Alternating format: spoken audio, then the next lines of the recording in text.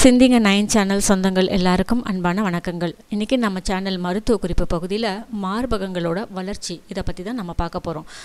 சிறிய மார்பகங்கள் எப்படி ஒரு பெண்ணுக்கு கவலை தருகிறதோ அதே போல தாங்க பெருத்த அதாவது அளவுக்கு மிஞ்சிய வளர்ச்சி உடைய மார்பகங்களும் ஒரு பெண்ணுக்கு கண்டிப்பாக கவலையை கொடுக்கும்.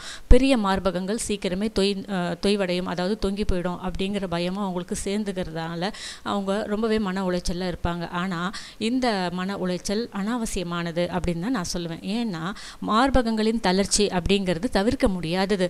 மார்பகங்களின் அளவு என்பது ஜீன்களையும் உடல்வாகையும் பொறுத்தது.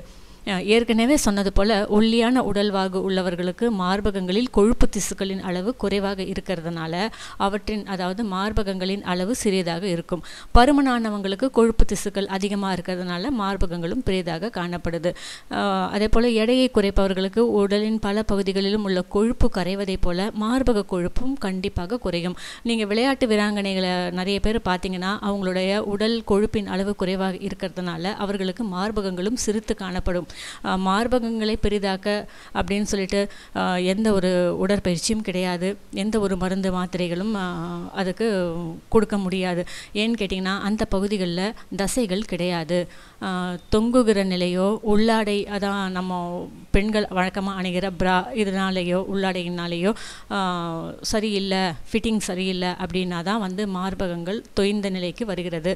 அப்புறம் பால், வேர்க்கடலை போன்றவற்றை உண்பதனால மார்பகங்களின் அளவை அதிகரிக்க செய்ய முடியாதுங்க கண்டிப்பாக. அதே போல் சத்தான உணவு என்பது உடல் ஆரோக்கியத்தை போலவே மார்பகங்களின் ஆரோக்கியத்திற்கும் அவசியம். அந்த மாதிரி நம்ம சத்தான உணவை எடுக்கிறதுனால மார்பகங்கள் வலுவாக இருக்கும். அப்புறம் மேனோபாஸ் காலத்தில் மார்பகங்களின் அளவுகளில் கண்டிப்பாக மாற்றம் உண்டாகும். பால் சுரப்பு இயக்கமும் பால் சுரப்பிகளும் சுருங்க தொடங்கும். அதன் விளைவாக மார்பகங்களின் அளவு சிறியதாக மாறும். ஒரு சில பெண்களுக்கு மேனோபாஸ்க்கு பிறகு மார்பகங்கள் பெருத்து போவதும் உண்டு.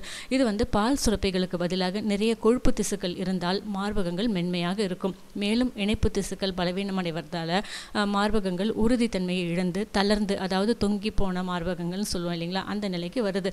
எது எப்படி இருந்தாலும் மார்பகங்களின் அளவை பெரிதாக்க எப்படி வைத்திய முறைகள் இல்லையோ அதே போல் மார்பகங்களின் அளவை சிறிதாக்கவும் வைத்தியங்கள் கிடையாது.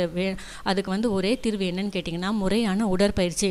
உங்கள் பக்கத்தில் இருக்கிற ஜிம் இல்லை உடற்பயிற்சி ஆசிரியர் யாராச்சும் இருந்தாங்கன்னா அவங்கக்கிட்ட நம்ம நிலைமையை நம்ம எடுத்து சொன்னோம்னா கண்டிப்பாக அவங்க நம்ம உடலுக்கு தேவையான ஒரு உடற்பயிற்சியை கண்டிப்பாக பரிந்துரை செய்வார். அதை நீங்கள் கண்டிப்பாக மேற்கொள்கிறதுனால உங்களுடைய மார்பகங்கள் திசுக்கள் தசைகள் வலுவடையும், இறுக்கமடையும். அதனால் உங்களுடைய தொங்கும் மார்பகங்கள் டைட்டாக நிறையவே வாய்ப்புகள் இருக்குது. அதனால் கண்டிப்பாக உங்களுடைய உடற்பயிற்சி ஆசிரியர்கள் இல்லை பக்கத்தில் இருக்க ஜிம் இவங்களை நீங்கள் அணுகலாம்.